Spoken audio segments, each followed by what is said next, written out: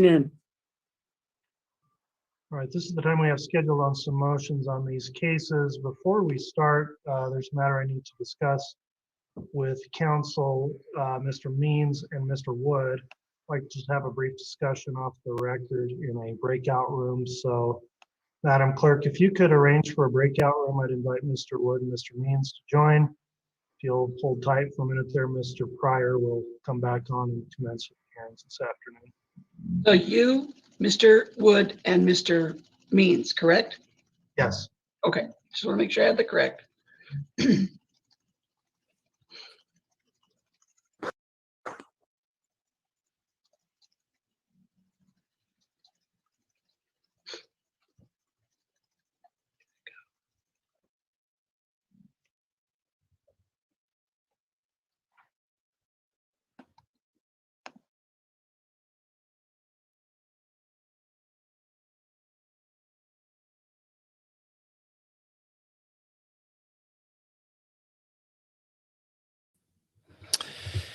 Hey, everybody. Welcome aboard.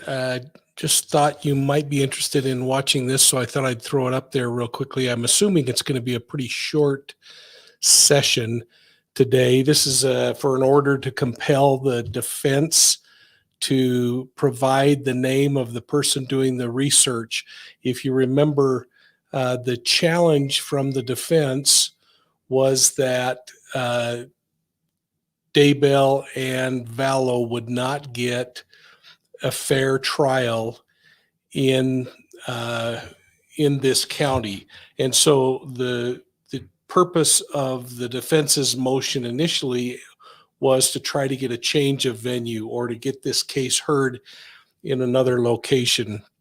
And so that's kind of the meander, and we're seeing happening right now is the prosecution now is demanding to know who that person is that did the study, what the results of the study are, so that they can challenge whether in fact a fair trial can be held in this location. So we'll come back to that, but I thought this would be a good time to also perhaps while we're waiting for them to go live, chat about a couple of other things that are happening today. And that is, if you have been paying attention to the Kelsie Schelling homicide case with Dante Lucas, that has now gone into jury deliberations. So that's kind of important and probably really worth following if you have time. So if you think about that case, the prosecution spent literally weeks presenting the case. Last week, a key witness was murdered prior to being able to testify, which I would think would have been a pretty big blow to the circumstantial case that the prosecution's trying to put forward. But in that particular case, the prosecution finished their final witnesses yesterday, and they really had a compelling closure yesterday. So if you can, go back and read the articles on Dante Lucas, and you can also go to profilingevil.com and check out the StoryMap, which has some updates on that. In fact, perhaps I can pull that up real quick. Let me just share that real quickly here.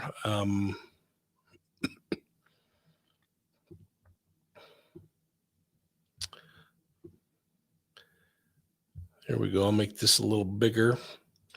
So if you go to the Schelling story map, then you're going to be able to, again, scroll through that like you always have been. But if you go down to the courtroom tab, some pretty important things happened yesterday. We now are in jury selection, and that's really important. So we want to pay really close attention to that. And I'm just checking to make sure that the courtroom doesn't come back in. In fact, I'm going to play an audio from the local news on that, and just hang in there while I hurry and make a quick adjustment here. I forgot to turn the sound on.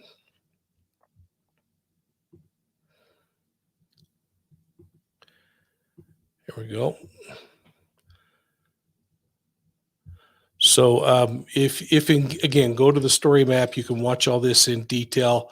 But this was really important. As soon as this commercial plays out, we'll play that. But something really important happened yesterday in the closing of the prosecution's case, and that was they introduced a cadaver dog team, and the cadaver dogs handlers came in and said, we searched Dante Lucas's grandmother's house, and the canine cadaver dogs hit. So they gave a positive hit that there were human remains there. They also gave positive hit that there were human remains inside of the vehicle on only one of the floor mats, which is really compelling. So let's listen to this news story.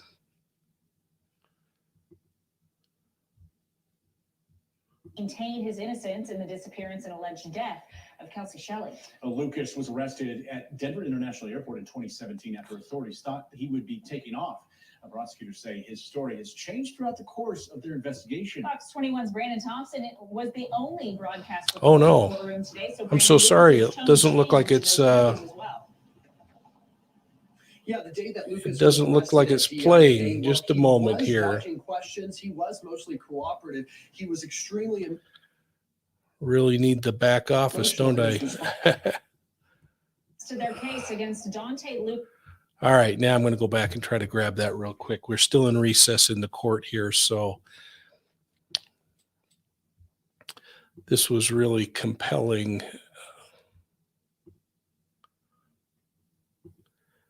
All right, let's see now. Have rested their case against Dante Lucas. Today, jurors were shown police interviews with Lucas where he maintained his innocence in the disappearance and alleged death of Kelsie Schelling. Lucas was arrested at Denver International Airport in 2017 after authorities thought he would be taking off. Prosecutors say his story has changed throughout the course of their investigation. Fox 21's Brandon Thompson was the only broadcast reporter in the courtroom today. So Brandon, Lucas's tone changed in those interviews as well.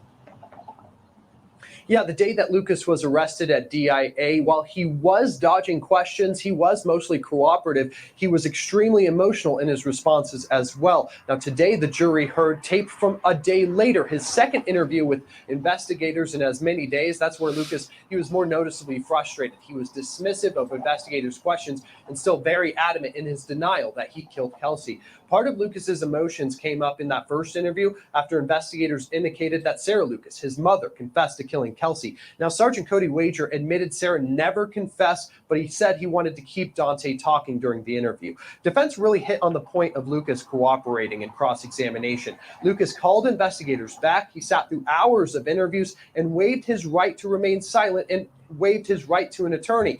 In this interview, detectives bring up Kelsie and Lucas's phone pinging in the similar area for days. They indicated that Lucas had Kelsie's phone, but then they really hit on the early hours of February 4th when both phones pinged west of the Southside landfill on the way out to B.O.L.O. Leading up to February 4th, the detectives say she's not texting anyone else, she's not calling anyone else, she's not going to see anyone else. There's no other possible suspect in the 5 years other than the person she's calling up. Also, a proven dog search team testified, and the handler of the dog team, they testified that his dogs indicated to human decomposition at Dante Lucas's grandmother's backyard, as well as one floor mat in Kelsie's car.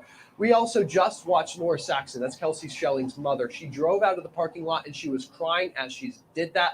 That's the first time I've seen her cry while pulling out after the day of testimony in all of this trial so far, guys. We'll have a recap of the the prosecution's case leading up to them resting today coming up at 6:30. Reporting live in Pueblo, Brandon. Okay, so a couple of really important things that happened in the Dante Lucas trial. So the prosecution, again, took several weeks. They made it through. Their final witness happened to be the cadaver dog handlers who testified that the dogs positively alerted on the backyard of the grandmother's house of Dante Lucas that there was human remains there. The dog then alerted that there was human remains on one of the car mats inside of the vehicle. So that's really important. And then here's the real mind-blowing piece that I I'm looking forward to your comments on and seeing what happens. And then I'm going to just take a few questions on this. Well, again, the court is still in session, but they're on break. They're having a sidebar where the judge is talking to the attorneys, I think, to kind of make this go a little faster and to probably keep some information away from us. But here's what's really important. The prosecution rested yesterday. The defense, who has been making a lot of noise during the break, prior to this trial, and during the trial about the evidence, decided not to put a witness on.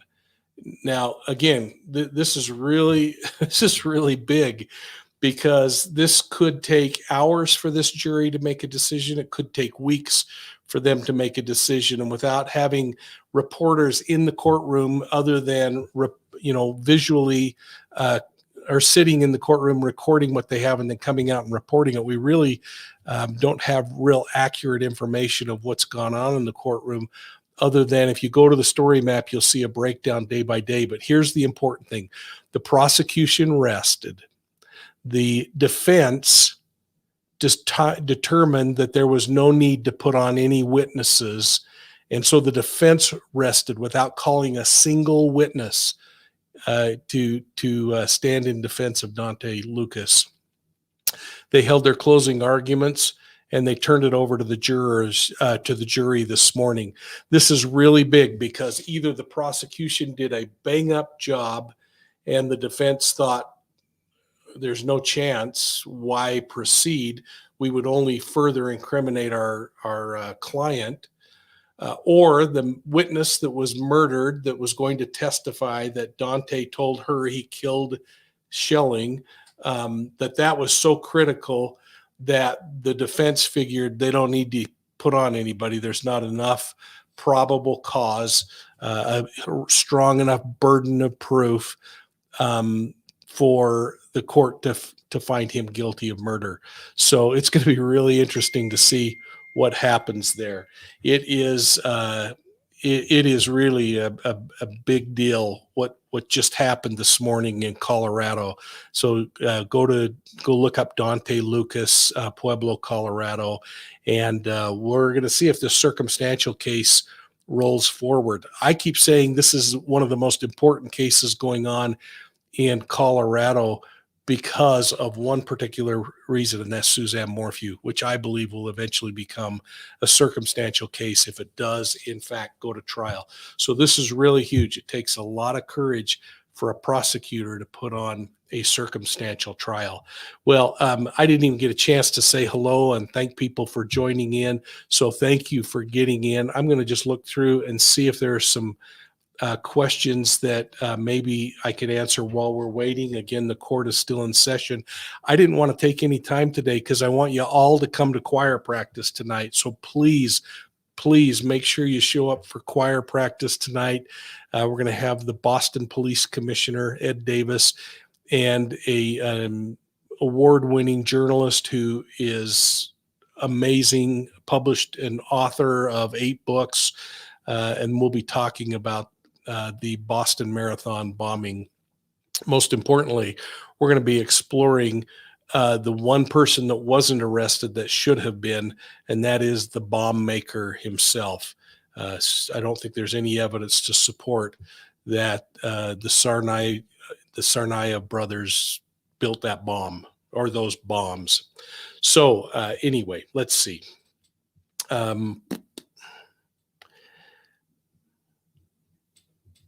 Have they ever found the kids? Yes, Christy, if you go and look at some of the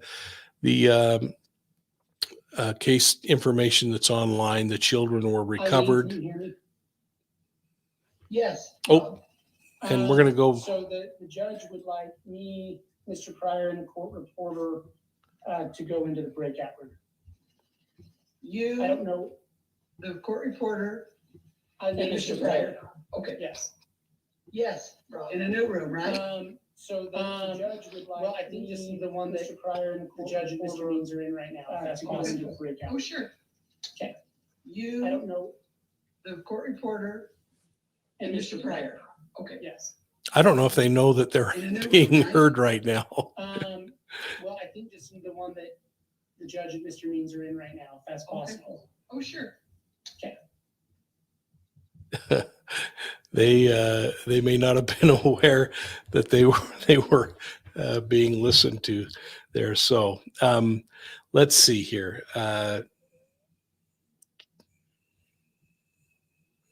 Yes, I think thanks Possums 1010. And I'm Trying, gonna Mary. Okay. I'm trying. I gotcha. Thanks. I'm going to continue to monitor that because we don't know what may happen. So we'll leave that on. So anyway, thanks for jumping on Eileen. with such short notice, folks. I'm trying, Mary. Okay. I'm trying. I gotcha. Thanks. I hope someone's monitoring that they don't say something stupid that will cause a mistrial. Cause an appeal motion. Well, so to quickly recap, I think I may have hit it, but I want you to go back, look at the Dante Lucas trial, pay attention to what's going on in that in Pueblo, Colorado. This is the murder of Kelsie Schelling. If you go to profilingevil.com and then to story maps, you can go to Kelsie's story map, and this will take you, if you hit the tab for the courts, it will take you into where you can see all the activity that's been happening in the court. But the big news is that yesterday the prosecution rested after several weeks of trial. The defense, who have been making a lot of noise, chose not to put any witnesses on the stand. I wonder if we just close it and make a new one.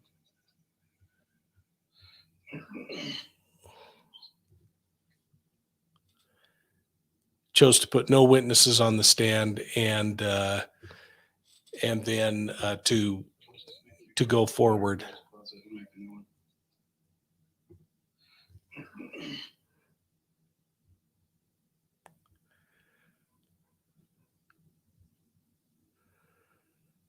So the defense then rested, and as soon as the defense rested, the judge handed the case over to the jury. So the jury is now debating and evaluating the evidence. Again, this is in the Dante Lucas trial, the murder of Kelsie Schelling and her baby. So please go to that story map, look that up, get online, look at it. Let me see if there are any messages here to go over. And I might say, folks, again, a reminder, please come to choir practice tonight. For those of you that don't know what choir practice is, it's when cops get together to talk about criminal cases. And tonight's going to be really special. I think we're back. Here we go. We're back on the record here, or we're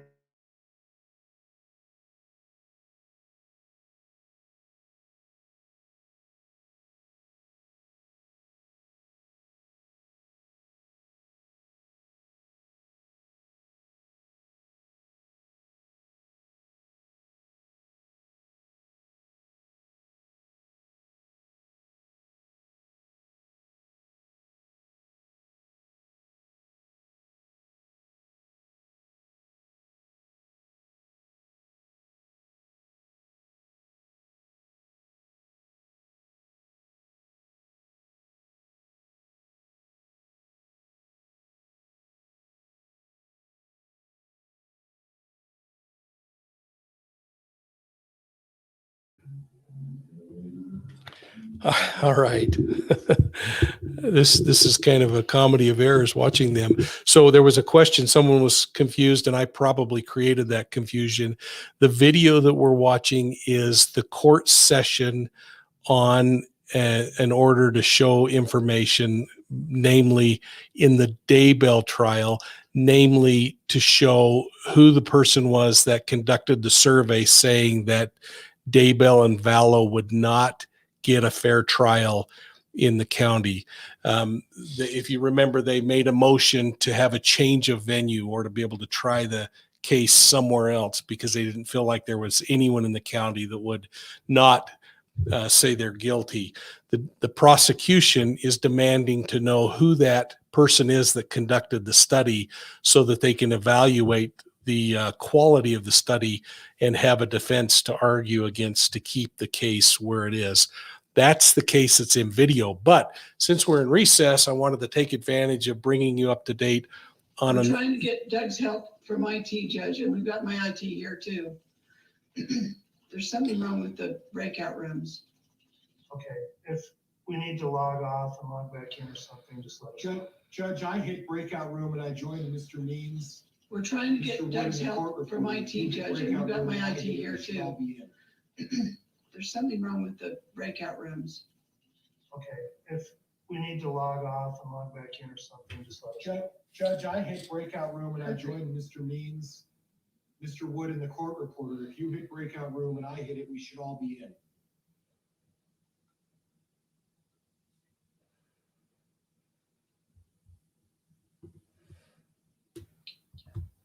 Perfect.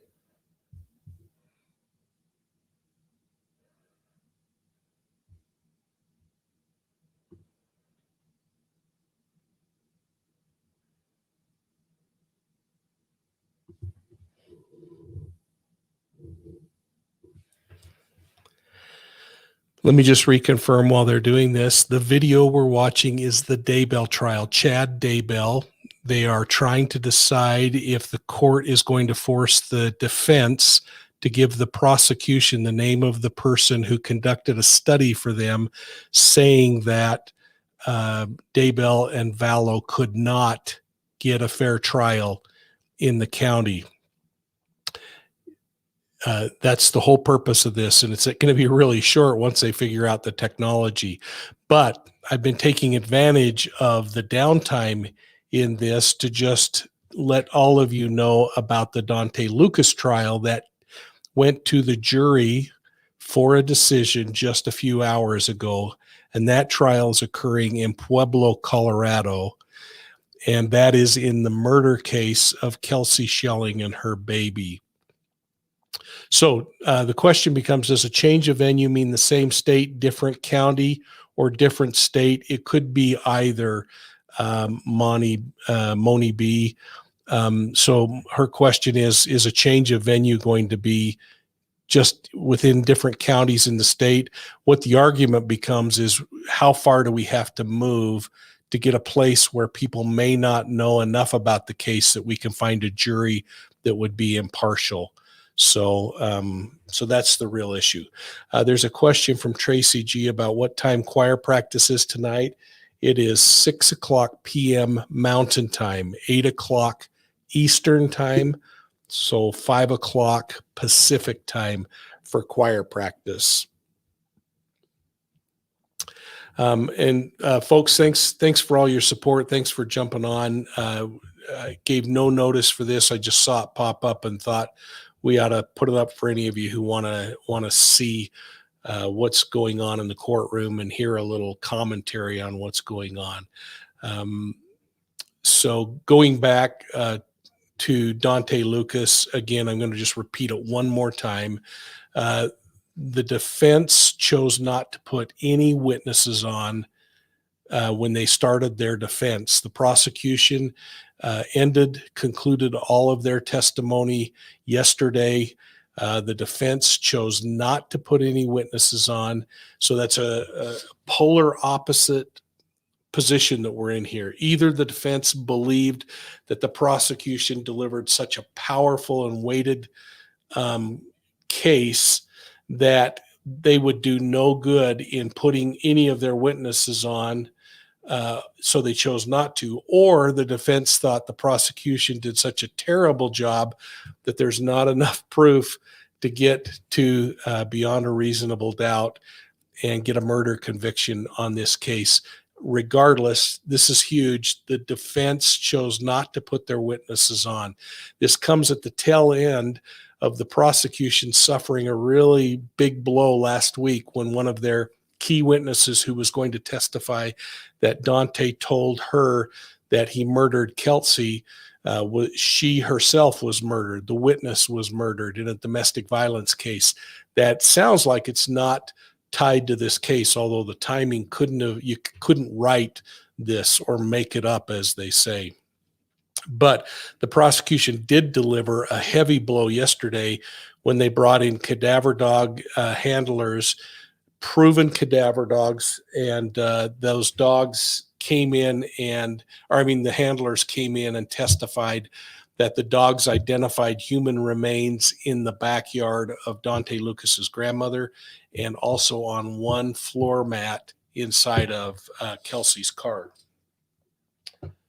So that will be interesting to see. That I'm just doing a refresh to see if by chance the court has gone to a different page, but it doesn't look like it.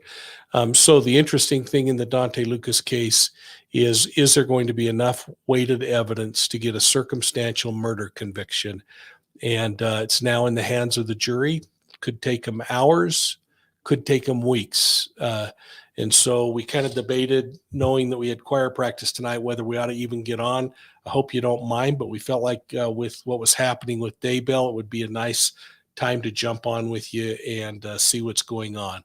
Eileen Metzkow wants to know where we are on the murder charges for Daybells. Haven't heard a thing.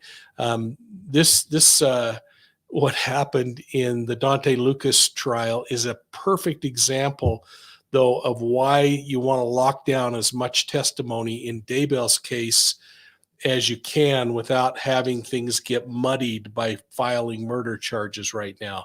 We have a court date for July. If they came in and filed murder charges, I believe that the defense would say, hey, the previous charges are lesser and included offenses, and so we should just cancel that trial and get scheduled for the murder trial. Now, imagine in the Dante Lucas trial, if in a preliminary hearing, they would have been able to get this witness who was murdered's testimony on record.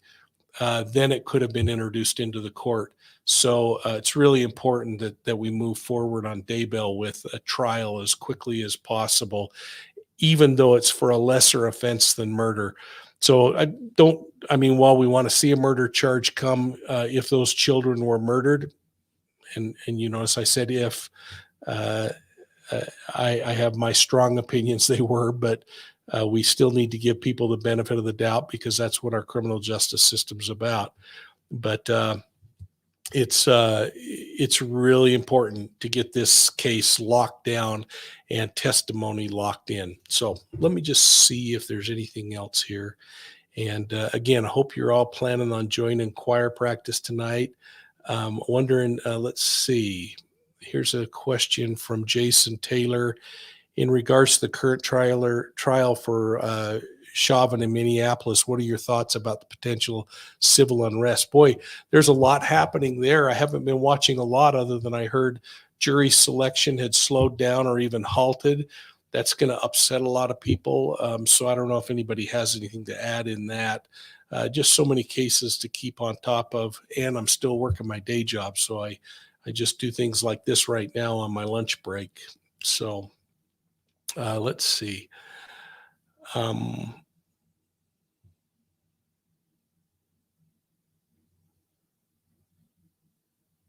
So Bethany says a really interesting thing. I don't see how they can get an appeal for not bringing witnesses. That's their choice. You're absolutely right, Bethany. You don't get appeals for choosing not to do something. You get appeals when you, the prosecution, do something that the defense can argue was not constitutional or violated a courtroom procedure or a law of some kind. And so that, again, has to be why they're planning and thinking through all of this the way they are, why we're seeing them do what they're doing today in all these pretrial conferences. So let's see. Marilyn Holter, they want to wait, let's see, to make sure they have evidence. Yeah, I mean, that's a great point. You got to be careful that you don't go too quickly when you're still investigating. So interesting point.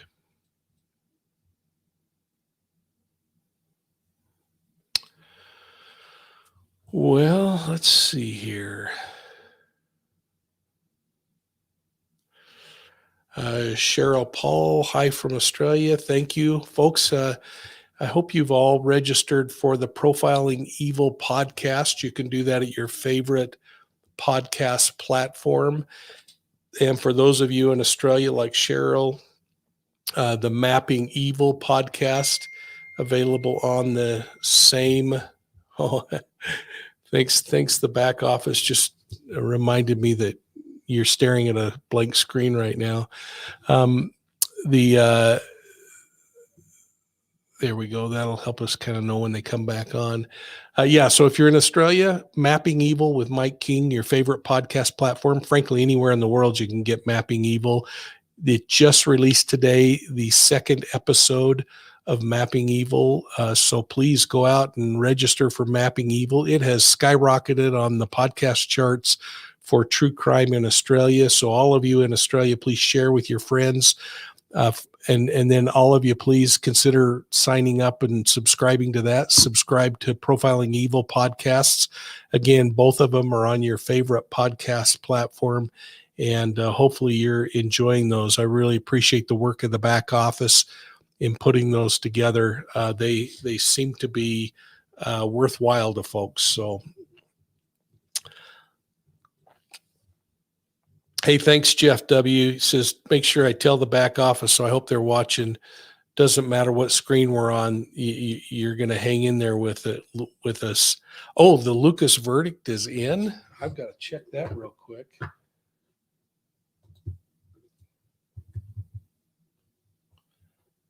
I wonder, is that true?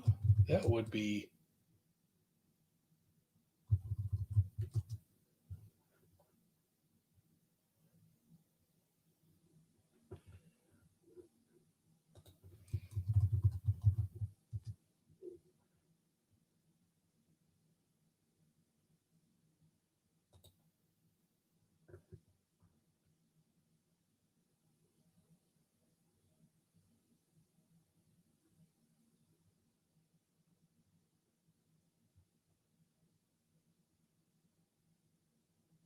Well, folks, let me read this to you, and I apologize. I have to turn this way because I have it on a different screen. The verdict is in for Dante Lucas in the murder trial disappearance of Kelsie Schelling. 11 News learned the verdict was reached at 3:45 today. So while we've been sitting on this call, the jury came to a decision hours after the defense rested. Now that is huge because when a jury comes back quickly, it was either, again, a slam dunk case or an absolute failure as a case. I suspect this is going to be a slam dunk case. As we continue here, looks like I've lost my video. There we go. So let's continue on this. They have not announced the verdict yet. The verdict is just in. Lucas accused of killing 21-year-old Kelsie Schelling, who was 8 weeks pregnant, has been on trial. The body has not been recovered. The prosecution rested their case Friday. Again, the defense was expected to bring witnesses Monday, but rested without a single witness. And now, holy cow, we're seeing a lot of amazing stuff happening right now. The jury has come to a finding, and so now we're gonna hear about that. I wonder at this late stage if they might not push till tomorrow, but there's still enough time in the day. I mean, it's only 4:00. They may push this thing out, and so I want you to start weighing in here. Tell me whether you think he's going to be found guilty or found innocent in this case. And again, I don't know if you realize how absolutely significant this is in regard to the Suzanne Morphew case, but it takes a lot of courage to do a circumstantial case like this. And holy cow, this is really good stuff. I'm glad to hear that. And I was going to save this for some other time during the week, but I think I'm going to just talk about something else right now, since we're all sitting on this call together, waiting for the for the court to come back. I'm going to pull up something else here that I think you might be interested in.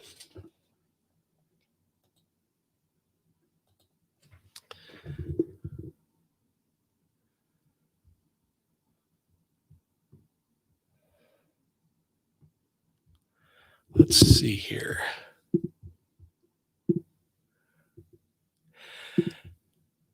And that is, I don't know if any of you have been following the arrest a few days ago of Alan Phillips. And Alan Phillips is a killer who was just charged with 2 counts of homicide from 1982 in Breckenridge, Colorado, which is Park County, Colorado. There we go. I mean, this is Colorado Day for killers. This guy is responsible now, according to forensic evidence, DNA, that for killing 2 women who worked at Breckenridge Ski Resort. The murder occurred in January of 1982, 40 years ago.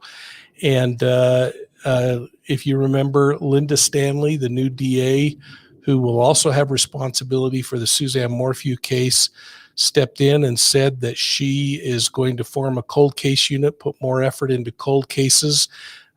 She sent me an email this morning and said you might want to share this with your viewers, and said, hey, this guy is there. So let me ask Roberta Kaiser, did you just get word that Donthe is found guilty?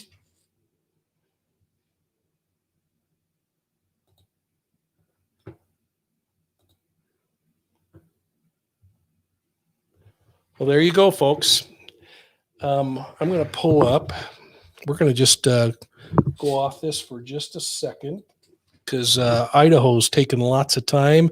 And aren't we lucky that we happen to be on at this moment in time? Holy cow. Let's go right here and pull this up.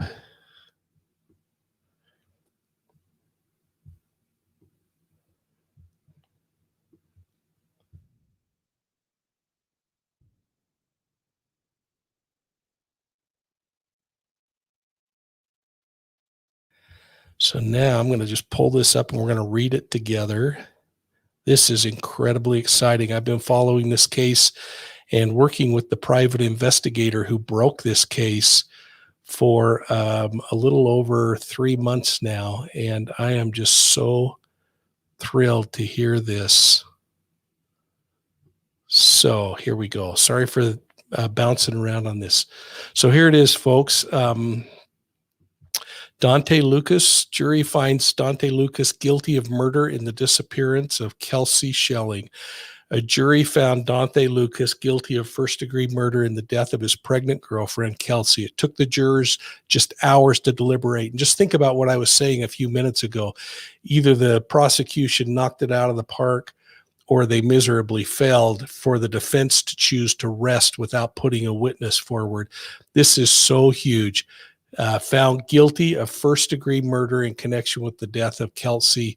And I don't know if they'll go after him for the baby. That might be more difficult to charge, although her obstetrician said that the baby was healthy a day before she disappeared in her last doctor's visit. This is from and this says what I was talking about earlier. The defense attorney said, this isn't the biggest stretch in Pueblo history. This case is the biggest stretch in Colorado history, even beyond. Folks, this is why I kept saying this thing is huge and is so incredibly important when we consider cases like Suzanne's and others. I just cannot say enough about what just happened in Pueblo, Colorado. Please, please make sure you go over and look at the Dante Lucas Kelsie Schelling story map. You can find it at profilingevil.com. I'm going to just pull it up here just so you can look at it real quickly. And in there, you're going to be able to interact and see everything that's in this case. And we'll update this. In fact, let's update it right now with this great news. And while we're back in court, I'll do that.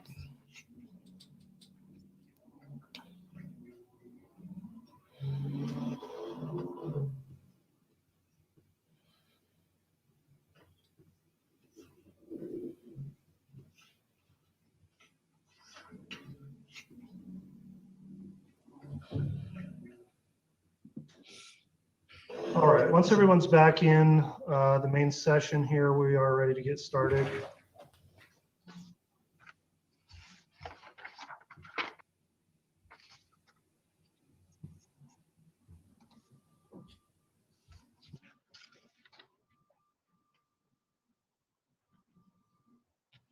All right, I believe we have everyone now. Clerk, Madam Reporter, are you both ready? Judge, this is Mary. I'm ready. Thank you.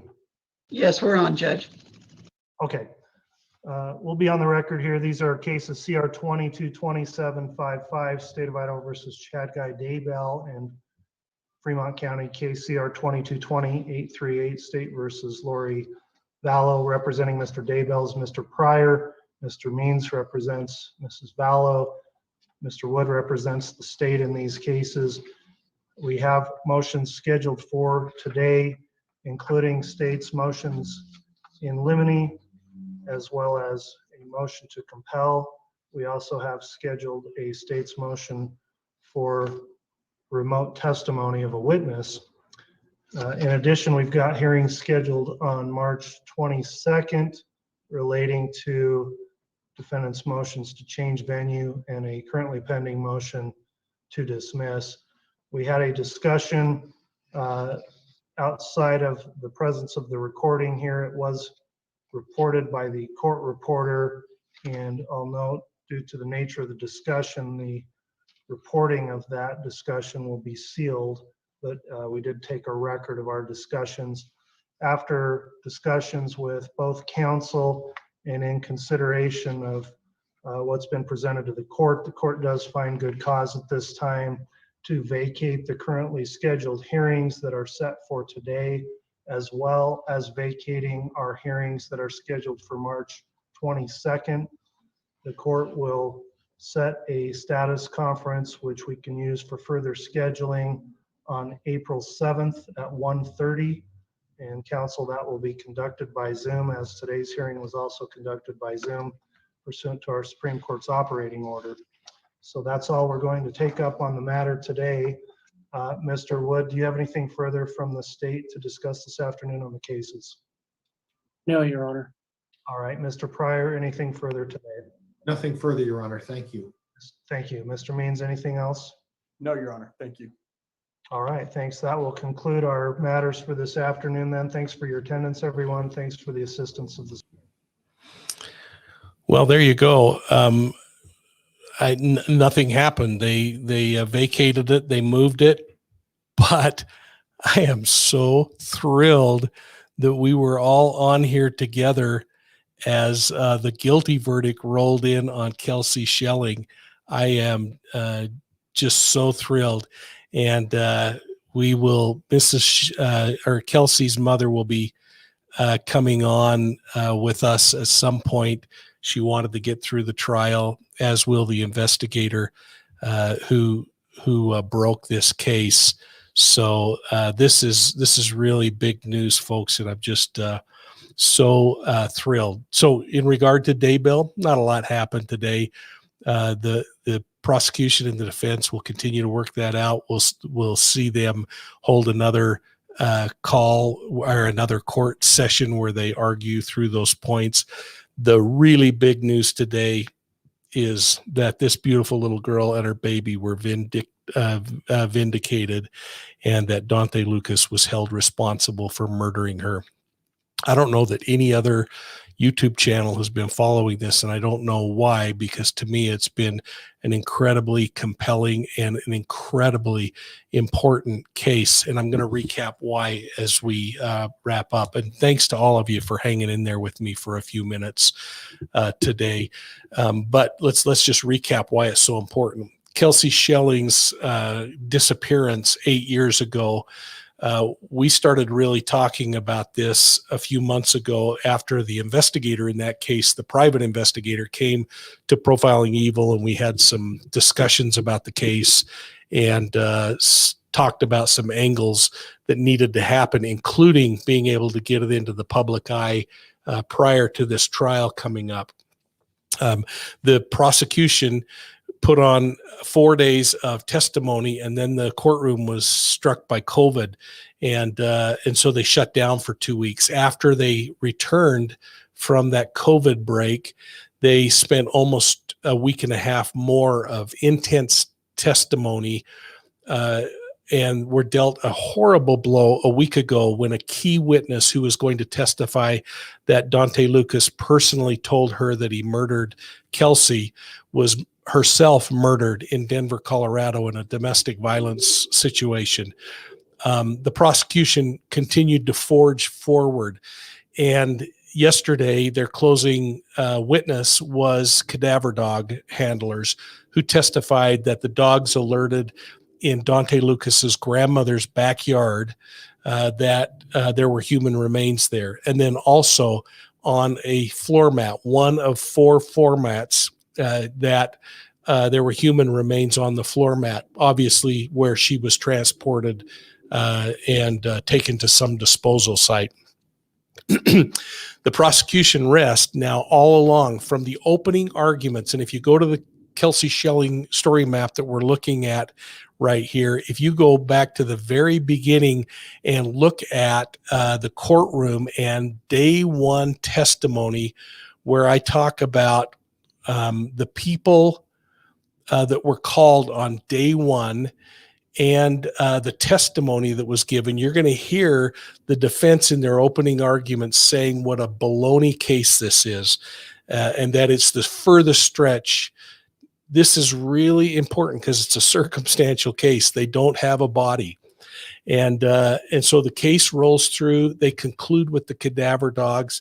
The defense, who had a huge witness list, got up and said, we're not going to present any case. And they went right to closing arguments and gave in the same day the case to the jury, who in a few hours came back with a ruling. Now, these are always risky because when the defense chooses not to present a case, it's either because the prosecution did such a terrible job in presenting the case that there was no way there was a risk of being found guilty, or that they worried that it was such a good presentation of the prosecution case that anything they said wouldn't change anything.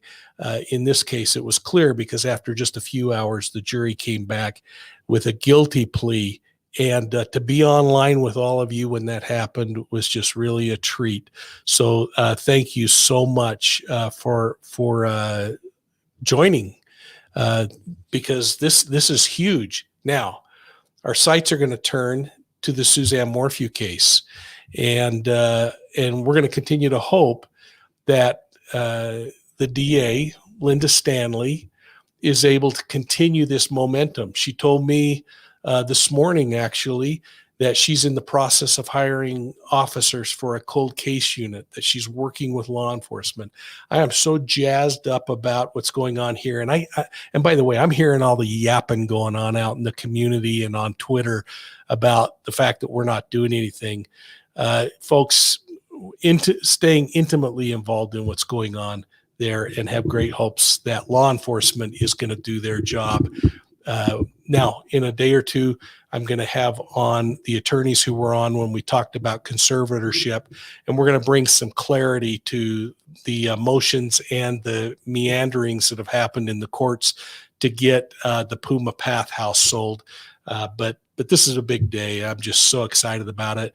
And I haven't even been paying attention and to questions in there. So I'm really sorry about that, because I kind of got tunnel vision with the fact that this was rolling out in front of us. So exciting day for you and me to be able to be here in the trench watching justice served. Really exciting. So I don't know if any of you have a question, throw it in again. I'm going to just take another minute or two, because I don't want to wear you out. I really want you to come back for choir practice tonight. This is going to be an incredible choir practice. We're going to be talking about the Boston Marathon bombing. If you didn't go and get the Boston Marathon bombing story map and start looking at that in preparation for tonight, please do so. Profilingevil.com. Or just go to a couple of days ago. In the description area is the Boston Marathon bombing StoryMap link.